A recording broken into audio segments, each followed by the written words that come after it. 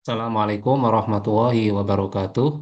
Kembali kita di kuliah elektronika daya dan di video ke-6 ini kita akan belajar mengenai dekomposisi sinyal dengan menggunakan deret Fourier. Di video sebelumnya pernah disampaikan bahwa elektronika daya ini adalah bidang yang sangat multidisipliner dan salah satu bidang yang terlibat dalam elektronika daya ini adalah signal processing atau pemrosesan sinyal.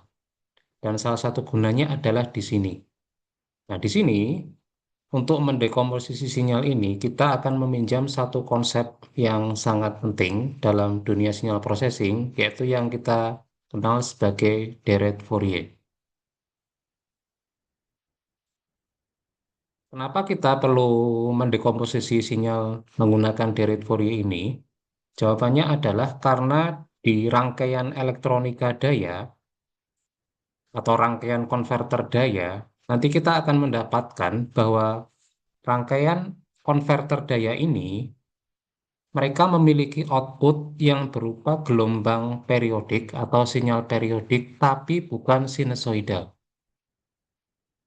Kalau gelombang yang berupa sinusoidal periodik, maka ini sudah kita ketahui bersama dalam sistem tenaga listrik dan lebih mudah pemrosesannya. Namun apabila gelombangnya itu bukan sinusoidal tetapi periodik, maka kita perlu meminjam konsep deret Fourier di sini. Nah, kita tahu bahwa sinyal periodik ini dalam dunia kelistrikan itu terbagi menjadi dua secara garis besar, yaitu yang pertama adalah sinyal yang sinusoidal, kemudian yang kedua adalah sinyal non-sinusoidal.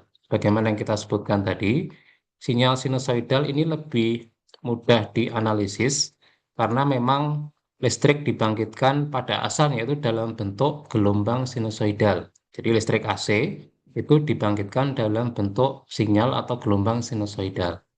Sementara di elektronika daya, kita mendapati bahwa sinyal yang akan kita temui adalah sinyal-sinyal yang berupa sinyal non-sinusoidal dan periodik. Maka untuk mendeskripsikan sinyal periodik non-sinusoidal ini, kita menggunakan konsep deret Fourier ini. Jadi kegunaan deret Fourier ini adalah dalam dunia sinyal processing adalah untuk mendekomposisi sinyal. Mendekomposisi artinya memecah begitu ya.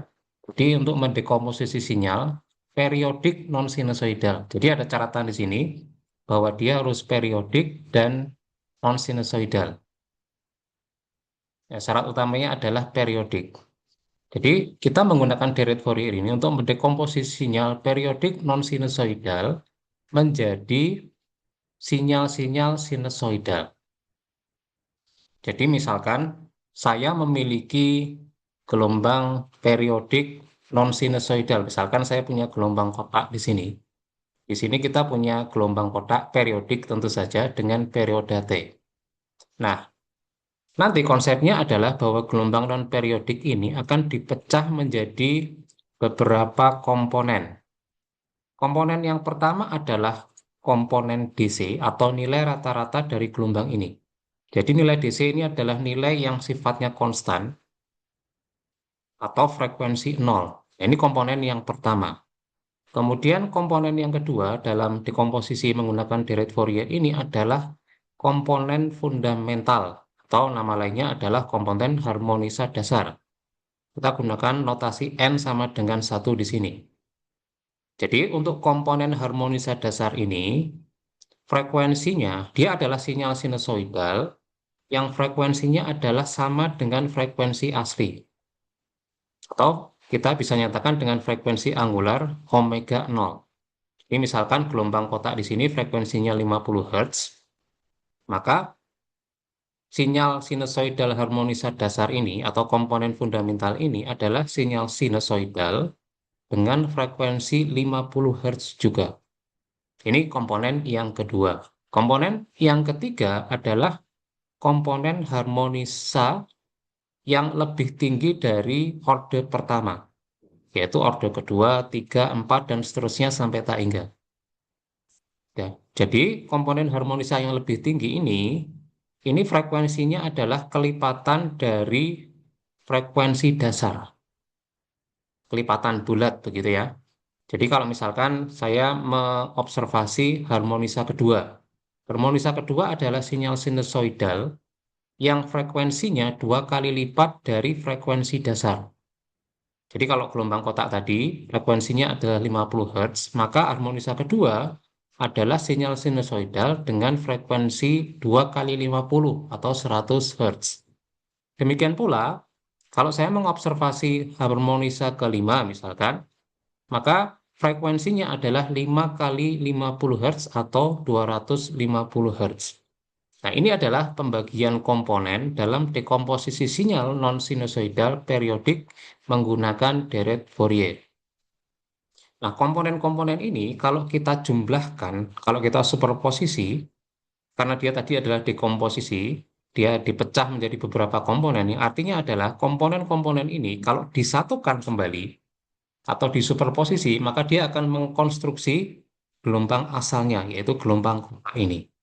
Jadi kita ulangi di sini bahwa hasil penjumlahan ini adalah nanti akan kembali ke sinyal kotak sebagaimana sinyal yang didekomposisi. Jadi ada 3 komponen sekali lagi. Komponen yang pertama adalah komponen DC, dia adalah nilainya konstan. Kemudian komponen dasar, nilainya adalah dia adalah gelombang sinusoidal dengan frekuensi sebagaimana gelombang aslinya. Kemudian komponen harmonisa yang lebih tinggi, frekuensi harmonisa kedua 3, 4 yang frekuensinya itu adalah pelipatan bulat dari frekuensi dasar. Jadi ada komponen yang sifatnya bilangan konstan, ada komponen yang sifatnya adalah sinyal sinusoidal. Nah, ini adalah konsep dasar dari deret Fourier. Nah, sekarang kita masuk ke persamaan matematikanya atau ekspresi matematikanya dari deret Fourier ini. Misalkan saya punya sebuah sinyal periodik, katakanlah f sebagai fungsi dari waktu t. Ini adalah sinyal periodik apapun, bisa berbentuk apapun. Maka ekspresi deret Fourier menurut menurut definisi deret Fourier adalah bahwa ft ini adalah A0 plus jumlahan dari yang ada di sini. Jadi jumlahan dari orde pertama sampai tak hingga dari an cos n omega 0 t plus bn sin n omega 0 t. Nah, kita lihat di sini bahwa A0 ini adalah nilai rata-rata. Dan kita tahu bahwa ekspresi matematika dari nilai rata-rata adalah kita mengintegralkan fungsi yang dimaksud sepanjang satu periode, kemudian dibagi periode sinyal tersebut. Nah, ini adalah nilai rata-rata dan kita akan mendapatkan sebuah nilai konstanta.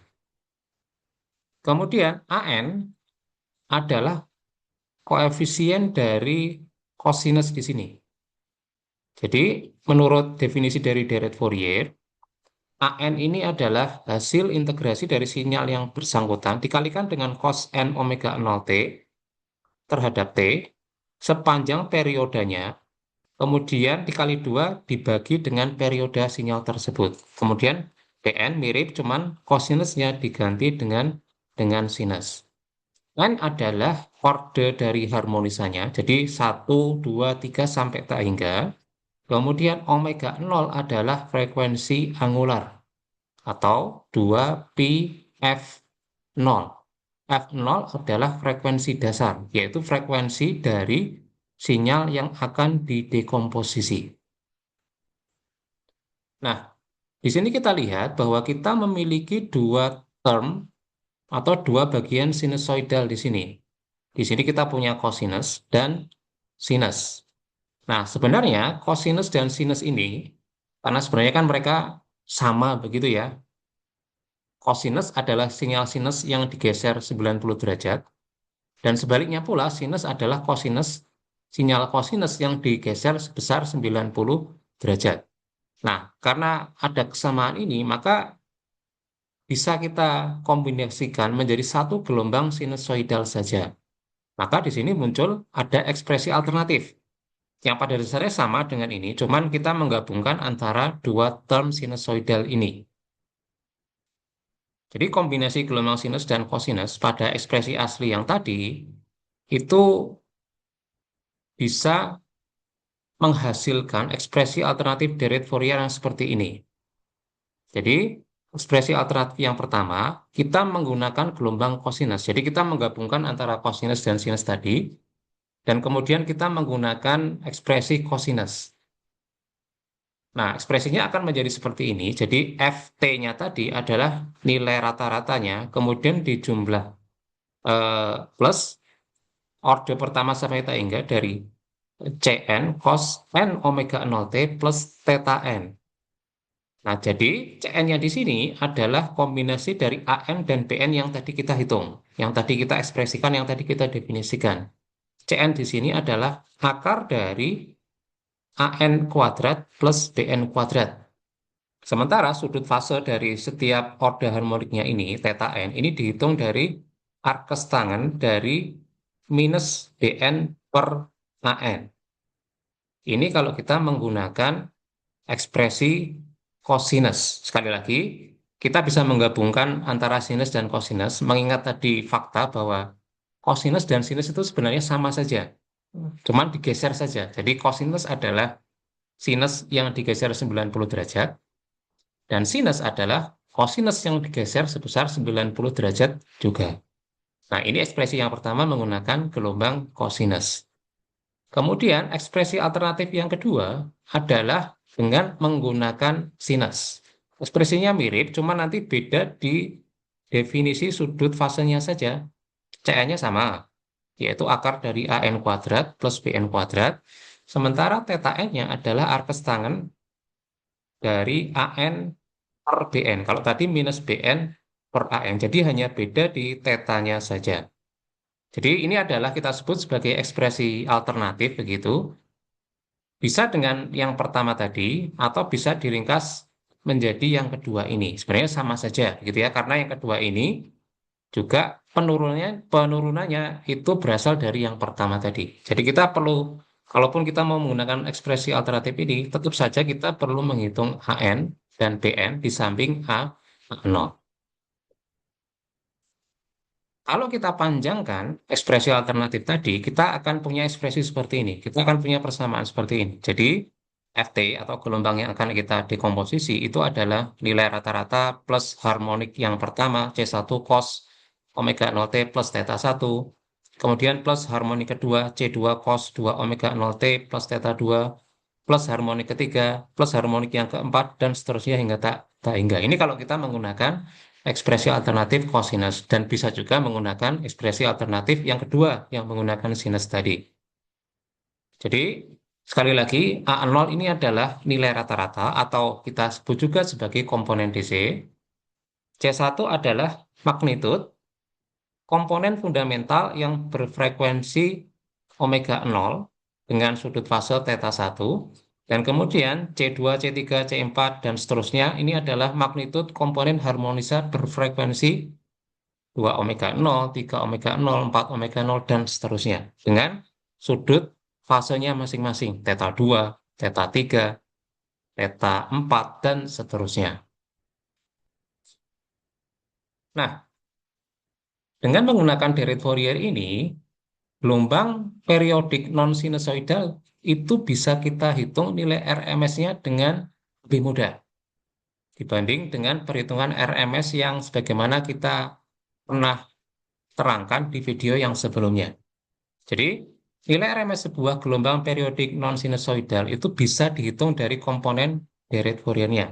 Kita tahu bahwa komponen deret Fourier adalah gelombang sinusoidal, dan kita tahu bagaimana menghitung nilai RMS dari gelombang sinusoidal, yaitu bahwa nilai RMS dari gelombang sinusoidal adalah nilai puncaknya atau nilai maksimumnya dibagi dengan akar 2. Nah, kalau kita bisa menghitung nilai RMS dari masing-masing komponen dari gelombang non-sinusoidal periodik tadi, maka nilai RMS keseluruhan dari sinyal yang akan kita dekomposisi ini adalah jumlahan dari kuadrat masing-masing nilai RMS masing-masing komponen harmoniknya dijumlah, kemudian diakar.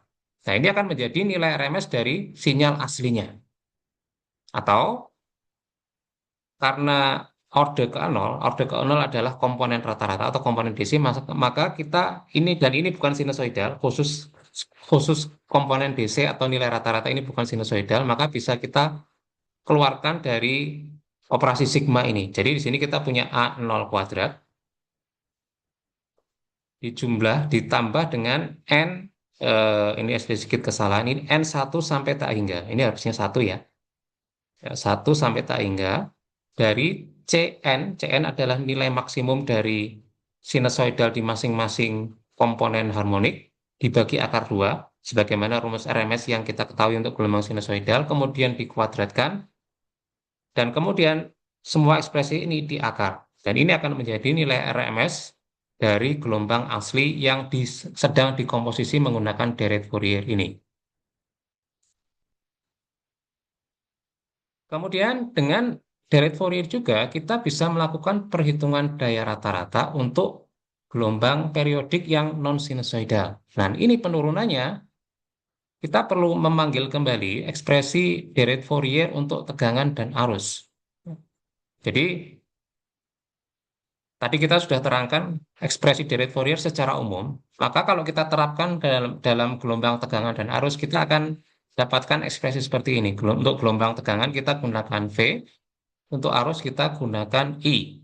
Jadi untuk tegangan kita punya V0 nilai rata-ratanya, kemudian dijumlahkan dengan komponen harmoniknya, dan untuk arus pun demikian. Ya, jadi nilai arusnya ini adalah nilai rata-rata dijumlah dengan komponen harmoniknya. Nah, daya rata-ratanya adalah, sebagaimana kita tahu, adalah nilai daya sesaat atau instantaneous power, yang itu adalah nilai tegangan sesaat dikali dengan arus sesaat, kemudian diintegralkan terhadap waktu sepanjang periodenya, kemudian dibagi periode dari sinyal yang bersangkutan. Nah, kemudian nanti VT ini itu disubstitusikan ke sini, dan IT-nya disubstitusikan ke sini. Maka kita akan dapatkan bahwa nilai daya rata-rata ini adalah jumlahan dari nilai daya rata-rata di masing-masing komponen harmonik dari 0 sampai tak hingga. Dan karena komponen daya rata-rata di komponen DC adalah tegangan rata-rata dikalikan dengan arus rata-rata, maka bisa kita simpelkan seperti ini. Jadi ini bisa kita keluarkan dari operasi sigma. Ini adalah daya rata-rata di komponen DC. Tersisa di operasi sigmanya ini adalah komponen harmonik pertama dan yang lebih tinggi. Jadi 1, 2, 3 sampai tak hingga. Jadi ini adalah daya rata-rata yang sifatnya nilai instantaneousnya adalah konstan karena komponen DC. Sementara ini adalah daya rata-rata dari gelombang yang tegangan dan arus yang bentuknya adalah sinusoidal. Maka kita perlu melihat kembali, kita perlu mengingat kembali bagaimana menghitung daya rata-rata pada gelombang sinusoidal. Jadi pada gelombang sinusoidal, AC sinusoidal, kita memiliki rumus ini bahwa daya rata-rata adalah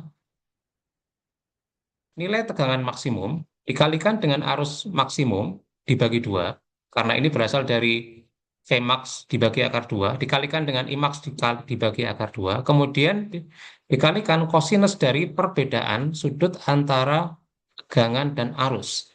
Jadi theta ini adalah sudut fase dari tegangan, sementara pi adalah sudut fase dari arus. Nah, ini adalah daya rata-rata di rangkaian AC sinusoidal yang bisa kita review kembali dari pelajaran mengenai rangkaian AC. Nah, dari sini kita substitusikan persamaan ini nanti ke sini, ke PN ini. Dan karena Vmax dikalikan dengan Imax dibagi 2 ini adalah tidak lain dan tidak bukan adalah nilai RMS tegangan dikalikan dengan RMS arus. Karena ini tadi bagaimana yang kita sebutkan, Vmax kali Imax per 2 ini adalah Vmax per akar 2. dikalikan dengan I max per akar 2, maka tidak lain dan tidak bukan adalah VRMS dikalikan dengan RMS, maka jumlahan dari daya rata-rata untuk komponen harmoniknya tadi adalah ini. Jadi V0 I0 eh, jumlahan dari harmonik pertama sampai tak hingga VNRMS kemudian INRMS dikalikan dengan kosinus dari perbedaan sudut di masing-masing harmonik antara tegangan dan arus. Jadi kita hitung ini untuk setiap komponen harmonik, kemudian kita jumlahkan. Jadi nanti ini disubstitusikan ke sini. Jadi ini rumus ini ini didapat dari substitusi rumus di rangkaian AC sinusoidal ini ke sini. Jadi kita akan dapatkan ekspresi daya rata-rata di sinyal sinusoidal non periodik adalah ini. Jadi sekali lagi daya rata-ratanya adalah tegangan rata-rata dikali arus rata-rata, kemudian dijumlahkan dengan penjumlahan atau jumlahan dari daya rata-rata di tiap komponen harmonik. Di video yang berikutnya, kita akan melihat contoh bagaimana perhitungan deret Fourier untuk beberapa sinyal tertentu. Demikian yang bisa kita sampaikan. Kita bertemu lagi di video yang akan datang.